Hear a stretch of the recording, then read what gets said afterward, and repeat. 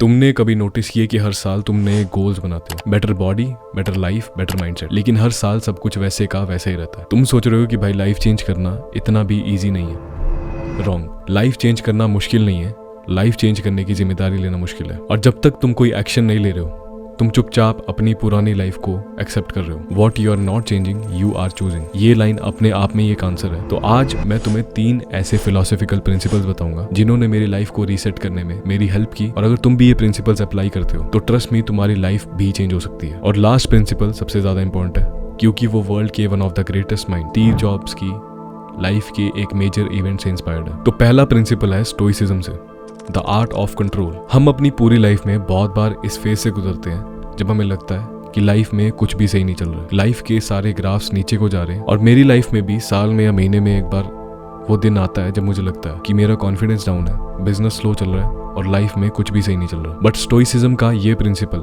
हमेशा मेरी हेल्प करता है। ये तुम्हें अपनी लाइफ के बुरे से बुरे सिचुएशन को एक मर्द की तरह फेस करना सिखाएगा। और ये प्रिंसिपल एक लाइन है, control what you can, ignore what you can't. मतलब जिम में अफोर्ड नहीं कर सकते तो घर पे पुशअप लगाओ, यूट्यूब चैनल स्टार्ट करना और ये सोच रहे हो कि लोग क्या सोचेंगे, तो एक्शन लो और जिस फोन से वीडियो देख रहे हो उसी फोन से वीडियो बनाओ और पब्लिश करो। उन चीजों की वजह से टाइम वेस्ट मत करो जो तुम्हारे कंट्रोल में है ही नहीं। अगर तुम एक्सटर्नल चीजों को कंट्रोल करने की कोशिश करोगे कि लोग क्या सोचेंगे, दुनिया कैसे चलती है, तो तुम हमेशा फ्रस्ट्रेटेड रहोगे, अपनी लाइफ से डिसअपॉइंटेड रहोगे और कभी कोई एक्शन ले ही नहीं पाओगे। लेकिन अगर तुम एक्शन लेते हो, अपने माइंडसेट पे, अपने डिसिप्लिन पे फोकस करते हो, तो तुम्हारी लाइफ चेंज हो जाएगी। लेकिन अगर तुम सिर्फ उन चीजों पे फोकस करते हो जो तुम्हारे कंट्रोल में है, उन पे एक्शन लेते हो, तो तुम्हें कोई नहीं रोक सकता। और एक एक्सरसाइज है जो तुम्हें फॉलो करनी है। अपनी लाइफ की 10 चीजें लिखो जो तुम्हें परेशान करती हैं, फिर उनमें से सिर्फ वही चूज करो जिन पे तुम्हारा कंट्रोल है और उस पर काम करो। तुम्हारी एंजाइटी हमेशा के लिए डिसअपियर हो जाएगी। Second one is from existentialism,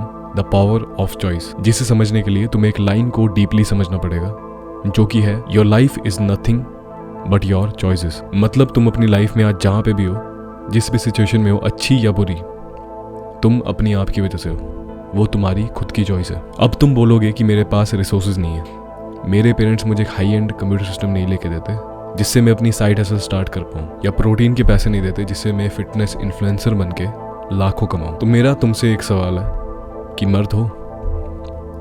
मैं तुमसे पूछ रहा हूँ कि तुम मर्द हो?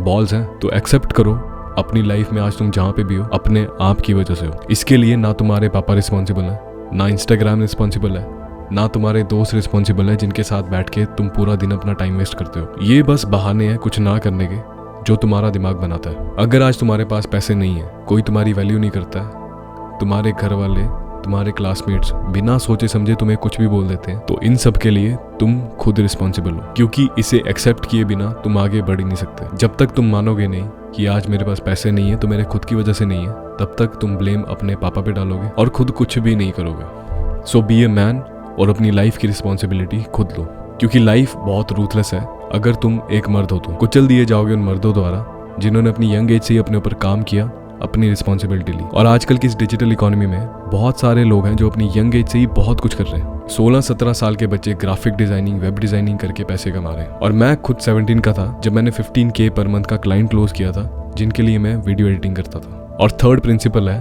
द डेथ रिमाइंडर, जो कि स्टीव जॉब्स की लाइफ से इंस्पायर्ड है। और ट्रस्ट मी, अगर तुम इसे अच्छे से समझते हो, डीपली समझते हो, तो ये तुम्हारी बहुत हेल्प करेगा। तो जब मैं बच्चा था, मैं सोचता था कि हम सब इंसानों में से सबसे ज्यादा ऊपर कौन है, सबसे ज्यादा पावरफुल कौन है। तो जब ये सवाल मैंने अपने घर वालों से पूछा तो उनकी तरफ से जवाब आया कि बेटा डॉक्टर बनो, इंजीनियर बनो, पायलट बनो। पर उनके आंसर ने मुझे कभी सेटिस्फाई नहीं किया। और फिर धीरे धीरे टाइम आगे बढ़ा, मुझे स्क्रीन्स का एक्सेस मिला और मुझे पता लगा पावर को मेजर करने का एक स्केल, जो कि है पैसा। और फिर जब मैंने ये पता किया कि वर्ल्ड में सबसे ज्यादा पैसा किसके पास है, सबसे ज्यादा पावरफुल कौन है, तो जवाब आया Bill Gates. But Steve jobs वो बिलियनर था जिसने मुझे बहुत ज़्यादा फैसिनेट किया।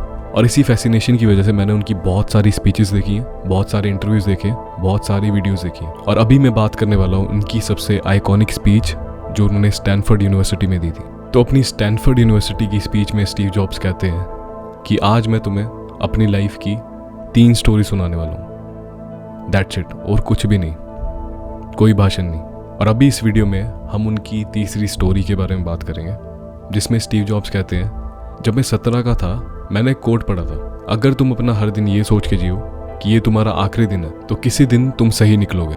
If you live each day as if it was your last, someday you'll most certainly be right. और उस दिन से लेके आज तक, पिछले 33 सालों से, मैं रोज सुबह शीशे के सामने अपने आप से एक सवाल पूछता हूँ।